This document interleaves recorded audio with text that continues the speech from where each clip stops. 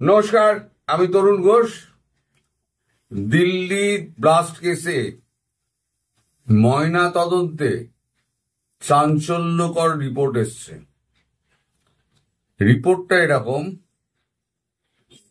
আমাদের টাইমস নাও এবং অন্যান্য চ্যানেলগুলো এগুলো করেছে।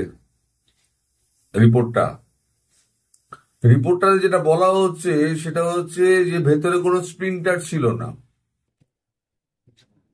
শুধু যে আওয়াজ, তার যা প্রতিঘাত, সেই প্রতিঘাতে শরীরের ইন্টেস্টাইন সমস্ত ছিটকে বেরিয়ে এসছে, নাড়ি বুড়ি সহ যা যা থাকে একটা মানব দেহে, সমস্ত ছড়িয়ে ছিটকে গেছে। আর বেশিরভাগ মানুষের, যারা আহত হয়েছেন, বেশিরভাগ মানুষের কিডনি, হার্ট, লাং এবং মস্তিষ্কে ব্যাপকভাবে আঘাত লেগেছে। এটা একটা নতুন ধরনের বিস্ফোরক এটা বার করা হয়েছে, যে বিস্ফোরকটার মধ্যে কোনো স্প্লিন্টার নেই, যেগুলো বল বেয়ারিং দিয়ে দেয়, পেরেক দিয়ে দেয়, স্প্লিন্টার গুলো যেগুলো দিয়ে দেয়, কোনো স্প্লিন্টার নেই এবং বডি ছত্রাখান হয়ে গিয়েছে।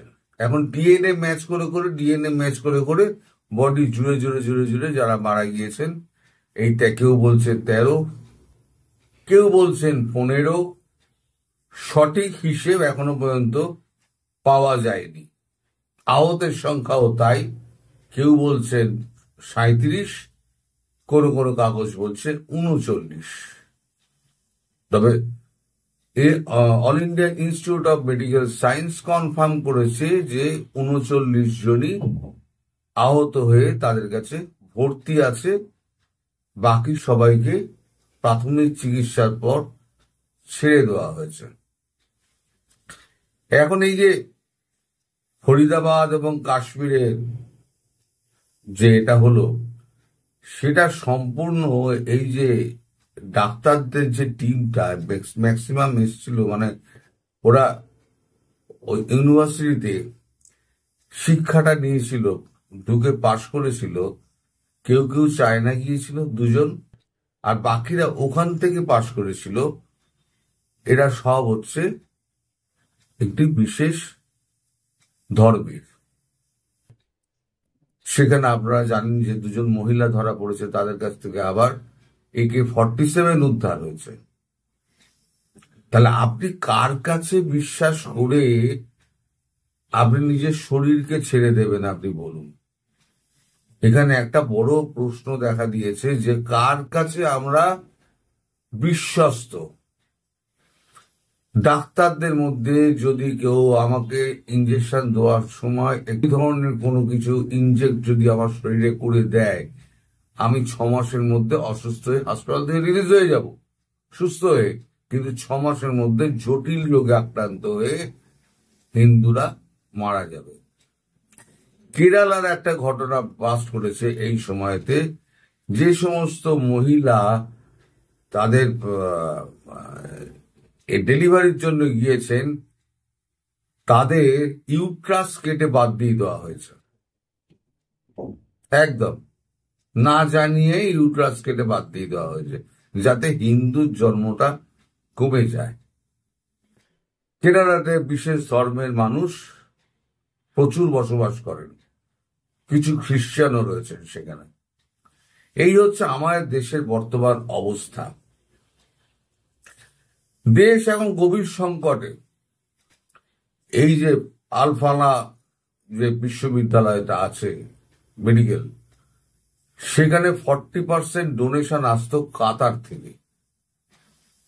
আর কাতার হচ্ছে জিহাদিদের অর্থায়নের একটা দেশ, সেই কানেকশনটা পাওয়া গিয়েছে। লাইভে বলেছিলাম 2টো দোকান যারা এই এটাই অ্যামোনিয়া যারা দেয় ফসলের জন্য চাষিদের, এই লাইসেন্স 2টো দোকান বন্ধ করা আছে। তারা মানে এসহ পরিবার সহ বেপাত্তা হয়ে গিয়েছে। এই হচ্ছে আমাদের এখন বর্তমান অবস্থা চারদিকে প্রচুর দৌড়দৌড়ি হচ্ছে এবং মানে লোক ধরাধরি হচ্ছে। এখন আমাকে অনেকে প্রশ্ন করেছে যে দুজন বাংলাদেশি নাকি ধরা পড়েছে, দুজন বাংলাদেশি। আমি একটা রিপোর্ট আপনাদেরকে পড়ে শোনাচ্ছি। In recent Delhi blast case, November 2025, two suspected Bangladeshi nationals were detained in Jammu shortly after explosion were being interrogated by security agencies. However, the primary suspect arrest in connection to the main terror module, which involved in a large seizure of explosive in Faridabad and is linked to the Delhi blast, have largely been identified as Indian nationals, including several doctors from Jammu, Kashmir, Uttar Pradesh and Haryana. There has no confirmation from official sources that the detained Bangladeshi were directly involved in it. তাদের সন্দেহবশত তাদেরকে arrest করা হয়েছিল, কিন্তু তারা এর মধ্যে involve এমন কোনো সংবাদ এখনো পর্যন্ত সরকার পক্ষ থেকে জারি করা হয়নি। আমি ছাপার অক্ষরে আপনাদেরকে দেখিয়ে দিলাম, কারণ মুখে বললে অনেকে বিশ্বাস করবেন না, আর বিশ্বাস আমিও করব না। কারণ আমার দেশের লোক যদি দুম করে তাকে অ্যারেস্ট করে নেয়, আমি সকালবেলা লাইভের ভিডিওতে বলেছি যে কোনো দেশ সম্পর্কে ভারতবর্ষ এখনো কোনো ইঙ্গিত করেনি, আমাদের এজেন্সি এখনো কোনো ইঙ্গিত করেনি। তারা এখন তদন্ত করছে এবং পরস্পর সূত্রগুলোকে মেলাচ্ছে। সূত্রগুলো মেলালে তবে ডট টু ডট মিললে তবে তো একটা জিনিস খাড়া হবে। এখন তারা মেলাচ্ছেন। এখন যে যার মতো যদি বিশ্লেষণ করে দেন, একটা দেশের প্রতি যদি দেগে দেন, সেই দেশটা এখনো কিছু তার নামই আসেনি, তার কোন রকম ইনভলভমেন্ট এখনো প্রমাণিত হয়নি, যদি আমরা দেগে দিই আমাদের পক্ষ থেকে, সেটা কিন্তু অত্যন্ত খারাপ হয়ে যাবে। কারণ সেই দেশটার বদনাম হবে।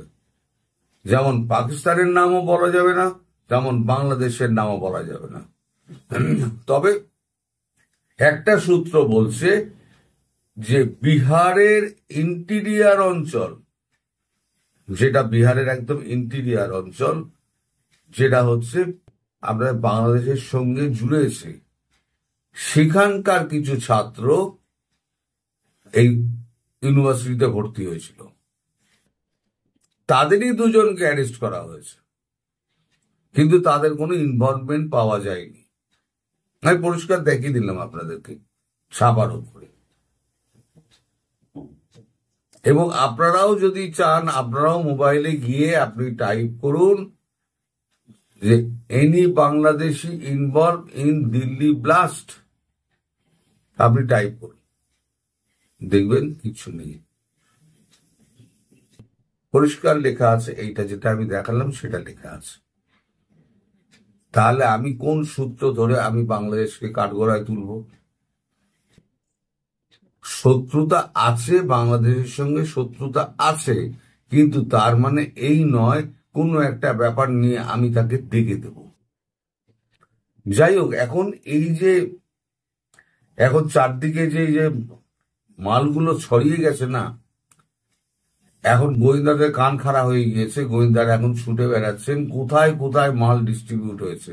এই যে 5-7 জনকে ধরা হয়েছে, তারাই হচ্ছে মেন কি। উমার তো মারা গিয়েছে, তাকে তো কিন্তু তার তো দেহ খণ্ড খণ্ড, তাকে দিতে কিছু বলানো যাবে না। তার চোখগুলো পর্যন্ত উড়ে গিয়েছে, উড়ে বিশাল দূরে পড়ে গেছে। যে চোখ ঠিকরে বেরিয়ে বিশাল দূরে পড়ে গিয়েছে। এবং বাকি যারা রয়েছে এই মডেলের, তাদেরকে জিজ্ঞাসাবাদ করে এক একটা জায়গায় হানা দিচ্ছে। কোথাও 30 কেজি, কোথাও 50 কেজি অ্যামোনিয়া নাইট্রেট, তো কোথাও RDX, আর ডিফিউজার, রিমোট, এই সমস্ত পাওয়া যাচ্ছে এবং অ্যারেস্টের সংখ্যা বাড়ছে, যেটা কেউ বলছে 37, কেউ বলছে কেউ কেউ বলছে বিভিন্ন রকম ফিগার বলছে। আমি ফিগারটা এখন মনে নেই, অনেকগুলো অনেকগুলো কাগজ অনেক রকম ফিগার বলছে। সুতরাং গ্রেপ্তারের সংখ্যা বোধহয় 39, 39 এরকম একটা কিছু বলেছে। গ্রেপ্তারের সংখ্যা নিয়ে আমি কোনো কথা বলবো না। তো এই হচ্ছে সাম্প্রতিক অবস্থা। এবার আসি কালকে, আগামীকাল, আগের দিন তো ভুল করেছিলাম, আগামীকাল হচ্ছে গিয়ে আওয়ামী লীগের বন্ধ। সেটা লকডাউন বলুন আর হরতাল বলুন, একটা ডাকা হয়েছে, সেটা সফল করতে হবে। আমি আগের দিনও সমস্ত সবাইকে আমি অ্যাপিল করেছিলাম, আজকেও আমি সবার কাছে অ্যাপিল করছি যে বাস গাড়ি যারা আছে, যারা রিক্সা চালান, যারা সিএনজি চালান, যারা অটো চালান, যারা যে সমস্ত যানবাহন চালান, যারা দোকানপাট খোলেন, তারা সব বন্ধ করে রেখে দিন। নিজেরা রাস্তায় বেরোবেন, ঝামেলায় জড়িয়ে যাবেন, কি দরকার? এরা এখন জেলে পড়ার জন্য বসে রয়েছে। সুতরাং রাস্তায় কালকে না বেরোলেই হলো। আজকে সমস্ত বাজার হাট করে রেখে দিন, কালকে ফুর্তি করুন। একদিন নয়, কম খাবেন, আধ পেটা খাবেন, কিন্তু ঝামেলা থেকে তো দূরে থাকবেন। হরতাল এমনি পালন হয়ে যাবে। পুলিশ একা একা ডান্ডা বেরিয়ে নিয়ে ঘুরে কি করবে? যে ওই দোকানপাটই বন্ধ থাকে, বাজারই বন্ধ থাকে, বাস ট্রাম বাস অটো বন্ধ থাকে, তাহলে পরে কি করবে? সরকার কি করবে? বন্ধ সব সফল হয়ে যাবে। এই বন্ধ সফল আপনাদের করতে হবে। এই সরকারকে চিনেছেন, সরকারের স্বরূপ দেখে ফেলেছেন। সুতরাং আপনারা যদি দেশকে ভালোবেসে থাকেন এবং আপনাদের মুক্তিযুদ্ধকে ভালোবেসে থাকেন, যারা যারা আছেন মুক্তিযুদ্ধের সপক্ষে, তারা কালকে রুখে দাঁড়ান এবং সমস্ত কিছু বন্ধ করে দিন। আপনারা রাস্তাতেই বেরোবেন না, রাস্তা ফাঁকা হয়ে যাবে। যাদের অফিস কাছারি আছে তাদের ব্যাপারটা আলাদা, তারা যে কোনো ভাবে ব্যবস্থা করে চলে যাবেন, সেটা আলাদা কথা। কিন্তু যাদের এই সমস্ত কাজ নেই, জরুরি কাজ ছাড়া, তারা বাইরে বেরোবেন না। বেকার বেকার পুলিশের ঝামেলার মধ্যে পড়তে যাবেন না। কাল কিন্তু এরা মারপিট করার জন্য বসে আছে। আর যদি বাসই না বেরোয় রাস্তায়, তাহলে বাস জ্বালাবে কি করে? আমি বাসকে স্ট্যান্ডে বা গ্যারেজে আমি ঢুকিয়ে রেখে দিলাম, বাসটা জ্বালাবে কি করে? তাহলে স্ট্যান্ডে এসে পরপর বাস জ্বালাতে হবে। তাহলে পরিষ্কার বোঝা যাবে যে কারা করেছে। আওয়ামী লীগ তো করেনি। মানুষের কাছে পরিষ্কার হয়ে যাবে, সরকার আরো ন্যাংটো হয়ে যাবে। আপনার কাছে এই নিবেদনটা করা রইল। সবাই ভালো থাকবেন, সুস্থ থাকবেন এবং সাবধানে থাকবেন। নমস্কার।